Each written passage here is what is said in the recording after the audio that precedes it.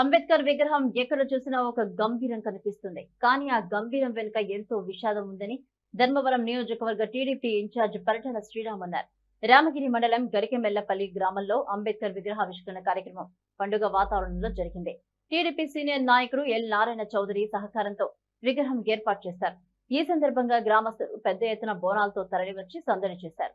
విగ్రహావిష్కరణ అనంతరం పరిటాల శ్రీరామ్ మాట్లాడుతూ ఎంఎస్ రాజు అనేక పోరాటాలు చేసి ఈ స్థాయికి వచ్చారన్నారు. తాము చేసిన పోరాటాల్లో భాగమయ్యారన్నారు. ప్రతి ఒక్కరూ అంబేద్కర్ జీవితాన్ని చదివితే కష్టాలు ఎలా ఉంటాయి, ఉన్నత స్థాయికి ఎలా ఎదగాలన్నది తెలుస్తుందన్నారు. అనేక వివక్షలను, అవమానాలను, ఎదురు దెబ్బలను తట్టుకుని ఉన్నత చదువులు చదివి దేశంలోనే ఒక మహోన్నత వ్యక్తిగా ఎదిగారన్నారు. ఈ గ్రామంలో చదువుకున్న వాళ్ళు ఉన్నారని దాని అర్థం. పవర్ పోయింది. అభివృద్ధి, పరిటాల కుటుంబం రెండు వేరు కాదు.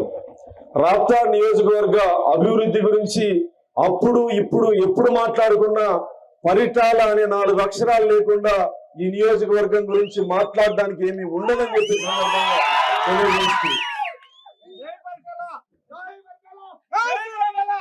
శ్రీరామ్ చెప్పినట్టు స్వర్గీయ పరిటాల శ్రీరాములు గారి పోరాటంలో, అదేవిధంగా స్వర్గీయ పరిటాల రవీంద్రన్న గారి పోరాటంలో భాగస్వాములై నిలబడినందుకు కృతజ్ఞతలు తెలియజెప్పినటువంటి శ్రీరామ్ అంటే చరిత్రని ఎప్పుడు మర్చిపోకూడదు. చరిత్రని మర్చిపోతే భావితరాలకి భవిష్యత్తు ఉండదని సాక్షాత్తు ఆ కుటుంబం నుంచి వచ్చినటువంటి వ్యక్తిగా కృతజ్ఞత భావంతో ఈరోజు మనందరికీ కృతజ్ఞతలు తెలియజెప్పినటువంటి శ్రీరామ్ గారిని అభినందిస్తూ, డాక్టర్ బాబాసాహెబ్ అంబేద్కర్ ఈ దేశంలో